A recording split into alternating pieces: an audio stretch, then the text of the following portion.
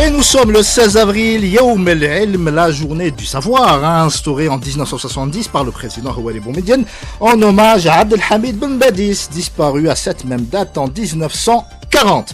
Une commémoration qui dépasse le simple geste mémoriel pour s'inscrire dans une idée centrale à l'époque, celle du savoir comme pierre angulaire d'une jeune nation fraîchement indépendante. Alors pourquoi le choix de Ben Badis, me direz-vous? Pour 3 raisons essentielles. D'abord, parce qu'il avait construit un véritable réseau d'écoles dans un contexte colonial où l'école française restait largement inaccessible aux indigènes, entre guillemets, terme consacré par le système du Code de l'indigénat instauré en 1881, véritable apartheid avant l'heure. Face à cela, Ben Badis avait mis en place des écoles libres à Xantena, Alger, Tlemcen, Stéphane, encore Beskala, formant un maillage éducatif inédit et structuré. À la fin des années 30, ce réseau comptait plus d'une centaine d'établissements et près de 40 000 élèves. Respect. Ensuite, parce qu'il avait fondé en 1931 l'association des Ulama musulmans algériens, une structure qui plaçait, je cite, la lutte contre l'ignorance au cœur de son projet, dans une logique assumée de résistance culturelle et intellectuelle. Et enfin, parce qu'il avait fait de la presse un véritable outil de diffusion du savoir, à travers notamment ses écrits dans la revue Shihab, ce qui, dans le contexte de l'époque, était loin d'être anecdotique. Alors que reste-t-il de cet héritage aujourd'hui ?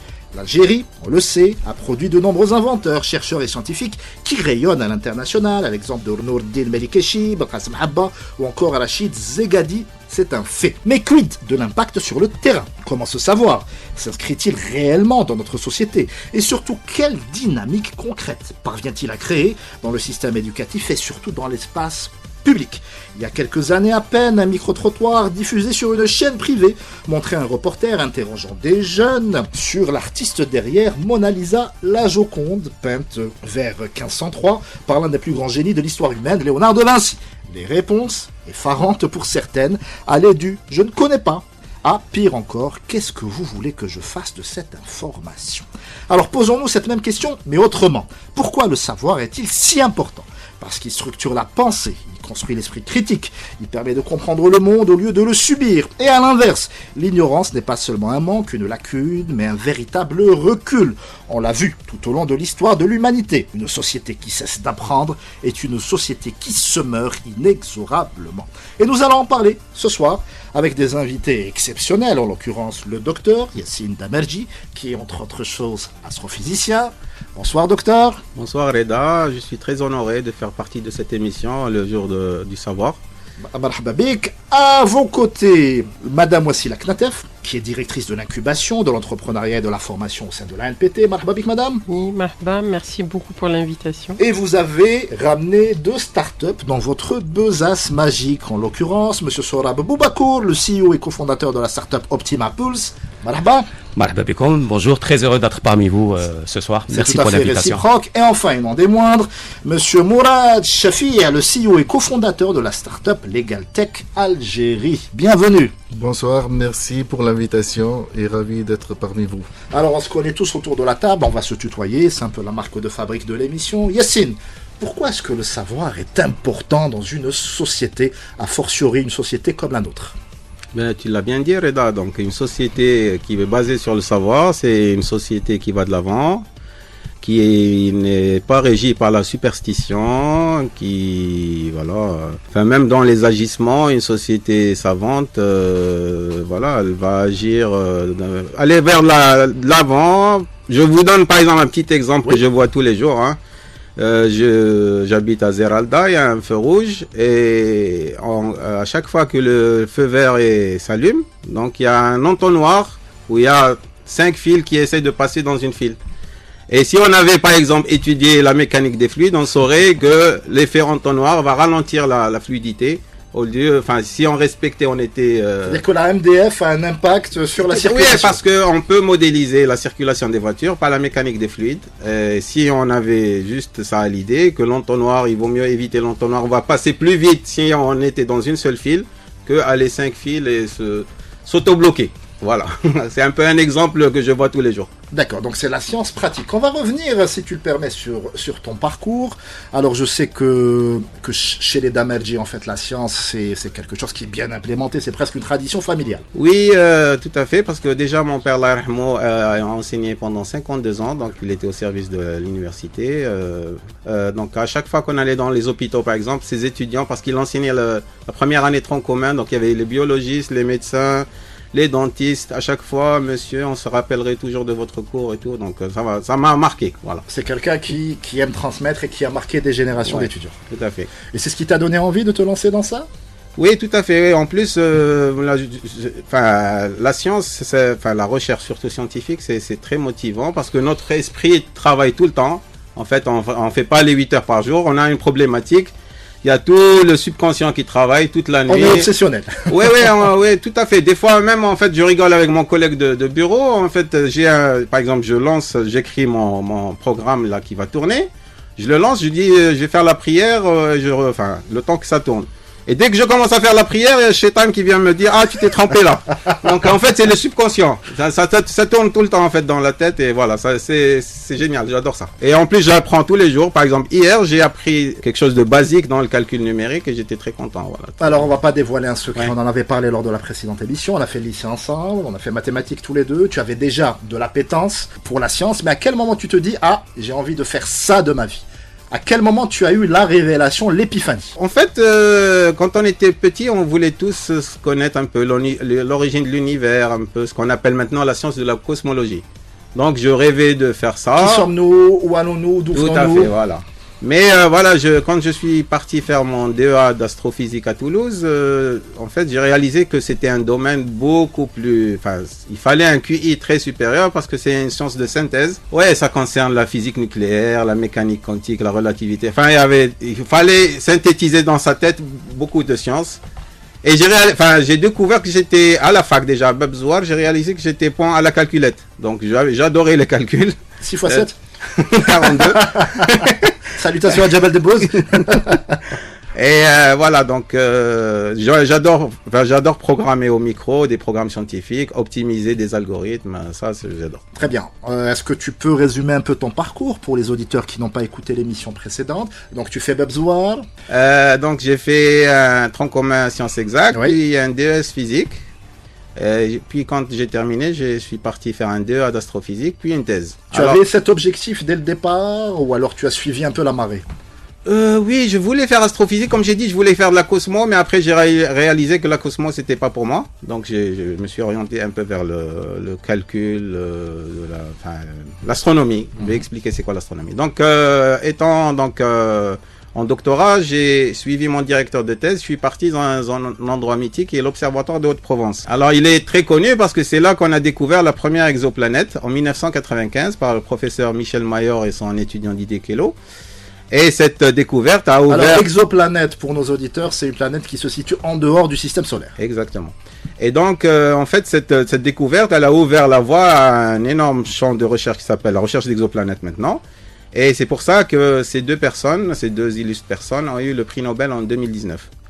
Et donc, j'ai fait ma thèse, moi, entre 2003 et 2006. Après, donc... Sur quel thème? Donc, c'était un peu... On avait un télescope robotisé. Il fallait faire le pipeline, donc la chaîne de réduction, et pour détecter ce qu'on appelle les sursauts gamma. Les sursauts gamma, donc, c'est des étoiles en fin de vie qui explosent. Oui. Et qui dégage une énergie énorme en quelques fractions de secondes. Donc c'est un phénomène transitoire qui l'étoile, donc on la voit et puis elle s'éteint. Et donc le télescope doit être très rapide, il doit tourner pour observer la source. D'accord? Parce qu'en fait, là, le rayonnement gamma, il traverse pas l'atmosphère, il est détecté par des satellites gamma qui sont en dehors de l'atmosphère, ils détectent l'événement, ils envoient une alerte par Internet en fait, et nous on recevait donc un SMS. Donc le télescope robotique recevait la même alerte et il fallait tourner très vite. En place et après, quand le télescope observe, il a toutes les étoiles et il y a une étoile en plus. Donc il fallait détecter l'étoile en plus. Et pour pouvoir émettre une autre alerte au grand télescope pour dire ah voilà, elle est exactement là, il faut la pointer parce qu'avec le grand télescope, on peut faire ce qu'on appelle la spectroscopie. Et quand on fait le spectre, on va trouver des détails. Par exemple, où est-ce qu'elle se trouve exactement? Voilà, donc c'est tout un truc. Et en parlant des sursauts gamma, par exemple, une fois j'étais dans mon bureau à l'Observatoire de Haute-Provence, j'ai eu l'alerte SMS, j'ai couru vers le télescope. Il y avait un groupe d'étudiants, de stagiaires, je les ai mis dehors, et j'ai pointé et j'ai pu observer un sursaut gamma. Donc, si vous allez sur Internet, vous allez trouver mon nom sur une notice d'observation. Je suis très content pour ça. Ouais. Et une fois, je l'ai même presque capté. On avait un petit spectroscope donc pour avoir le spectre. Malheureusement, il était dans la phase, il était déjà éteint. Donc, phase descendante. Mais je serais très connu j'aurais été très connu si je l'avais observé en spectro. Quoi. Très bien. C'est dommage. Tu décides de... c'est déjà pas mal. Ouais. Tu décides de rentrer en Algérie pour X raisons. Tu t'installes au CRAC.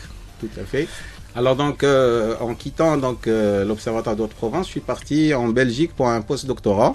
Et je suis resté 6 ans dans la ville de Liège.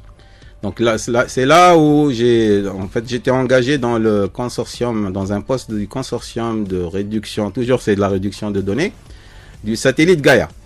Donc Gaïa, c'est un satellite européen qui observe... C'est un énorme projet. C'est un énorme projet de 450 à 500 chercheurs, donc c'est énorme. Et c'est là où j'ai commencé à faire donc les étoiles binaires. Donc c'est des étoiles qui tournent autour de leur centre de masse.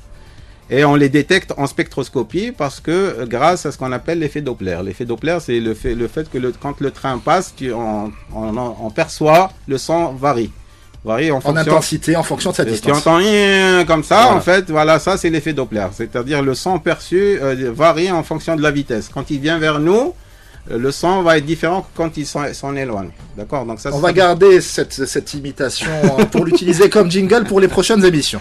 D'accord. Voilà, ou bien l'ambulance. Enfin, on le voit. D'ailleurs, on le voit même les trucs de radar des gendarmes. On voit que la voiture toujours s'aligne avec la route.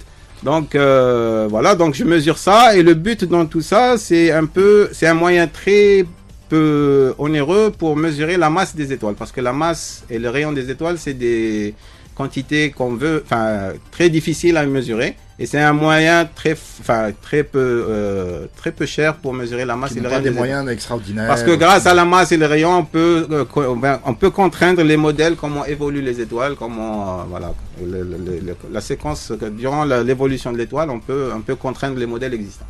Très bien. Voilà. C'est l'occasion aussi pour que tu nous parles de l'Observatoire d'Alger, qui a une riche histoire. Tout à fait, oui. Donc il a 135 ans maintenant, parce qu'il a été inauguré en 1890. C'est le point le plus élevé de la capitale, déjà. Oui, le village céleste, on l'appelle Qaria Samawiya, parce que c'était le village le plus haut d'Alger. Si vous allez sur l'Union astronomique internationale, il est numéroté numéro 8. Donc historiquement, il est un peu le numéro 8 des observatoires. Et tu m'avais expliqué qu'il y avait en fait des télescopes du même modèle qui se trouvent à des points névralgiques du globe terrestre pour pouvoir avoir une amplitude de couverture complète. Oui, donc en 1915, donc on a voulu cartographier tout le ciel. Or, cartographier tout le ciel à partir du même endroit est impossible. Donc il nous faut au moins 2 télescopes, un dans l'hémisphère nord, un dans l'hémisphère sud, et attendre une année pour couvrir tout le ciel. Et donc l'idée de mettre plusieurs lunettes, en fait c'est des lunettes, ils ont mis des lunettes, les mêmes lunettes à différentes latitudes, pour pouvoir donc cartographier de façon homogène. Pourquoi les mêmes lunettes? C'est pour avoir des données homogènes. En fait, c'est très important dans l'analyse de données d'avoir des données homogènes. Et donc, l'Observatoire d'Alger a été très actif de ce maillage. Et était très actif, et il a produit 3500. En fait, avant, c'était pas des pellicules, mais c'était des plaques en verre. Donc, il y a 3500 plaques photographiques de la carte du ciel à Bouzerah. Très bien. On va revenir sur l'objet de l'émission. On va faire participer tout le monde. Pourquoi est-ce que les profils comme le tien, on va mettre le pied dans le plat, sont rares, Yassine, en Algérie? Premier truc, c'est la fuite des cerveaux. C'est-à-dire que même s'ils ont tes appétences, ta boulimie de savoir, ton envie de progresser, ils partent. Ils partent ou sont blasés. Donc le blasage, malheureusement, en fait, le fait de rencontrer des difficultés, souvent, de brillants chercheurs finissent par lâcher le coup. Il y a la paix qui rentre, et puis c'est tout. Mais oui, mais les brillants, malheureusement, il y a une grosse fuite de cerveau qui... D'ailleurs, je vais peut-être tout à l'heure en parler. On vient de recevoir une ancienne étudiante qui a fait le master chez nous. Elle est maintenant en Suisse. Elle fait partie du groupe des Suisses, donc Michel Mayor & Co, qui font les exoplanètes. Et voilà, j'espère qu'elle va revenir un jour aider l'Algérie. Ouais. Madame Knatef, qu'est-ce que ça vous inspire justement, vous qui côtoyez depuis des années maintenant, des jeunes qui sont brillants, qui ont des idées? Déjà, merci pour le partage de votre parcours, parce que ça nous a aussi un peu emmené sur. Alors, c'est un bref résumé, parce que voilà, il a fait beaucoup de choses. Je pense qu'une émission ne suffirait pas. Le temps de peut-être une petite demi-heure, donc on était dans les étoiles. et en même temps, je trouve que ça tombe bien, parce que justement, donc nous, les deux profils des startups qui sont là avec nous aujourd'hui, ils ont plutôt fait le chemin inverse, ou plutôt, ils ont fait déjà le chemin qui vient d'être expliqué, donc fuite des cerveaux, mais en même temps, ils ont, enfin surtout pour Monsieur Sohrab, donc le choix aussi de revenir en Algérie pour créer un projet entrepreneurial, et donc peut-être aussi que la solution est là.